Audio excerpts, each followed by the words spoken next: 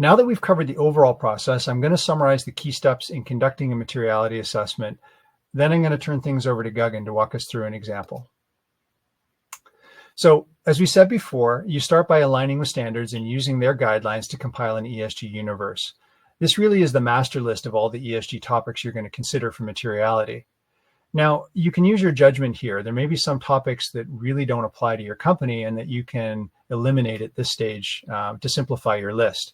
I mean, you want to have a broader list to evaluate in your materiality assessment, but you don't want it to be unnecessarily large, especially if some topics clearly don't apply to you. Now, if you do, at any point that you eliminate topics, you should, sort of record and make note of the justification that you used for excluding them. When making these kinds of decisions, there's a model that ESRS incorporates called LEAP. There are 4 basic steps to consider when deciding if a topic is material. First, you locate, where your company interacts with the ESG topic. Then you evaluate. And so this starts by evaluating your impacts and dependencies before you go on to assess risks and opportunities and prepare your reporting. So for example, if I was building an ESG universe for our company, Tracker Networks, I could use this approach to eliminate some of the topics right away. For example, ESRS topic 4 is biodiversity and ecosystems. These are areas that our firm doesn't really interface with, and even if we did, our impacts would be insignificant. So I could probably leave that out of our universe at this stage. Once you've identified the topics you're going to include in your materiality assessment, you can identify the stakeholders you'll need to engage with. Now remember that materiality assessment involves both outside in and inside out impacts. So this means you're going to need to speak with stakeholders both inside and outside your company.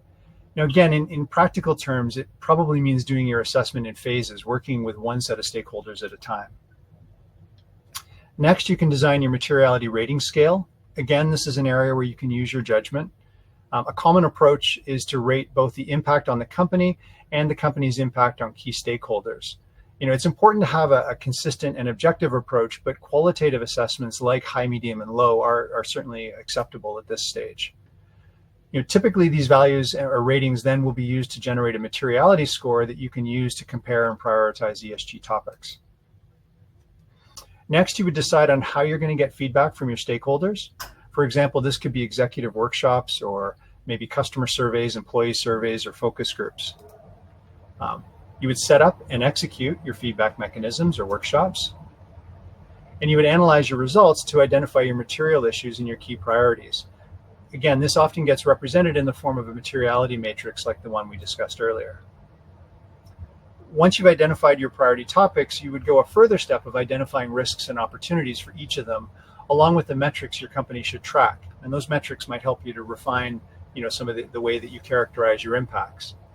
Now, we've put double arrows here to show that this is going to be an iterative process over time.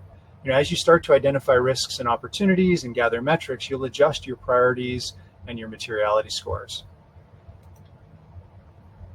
And finally, the expectation is that the topics, opportunities, risks that you identify through the materiality assessment will be used to inform and update your corporate strategy.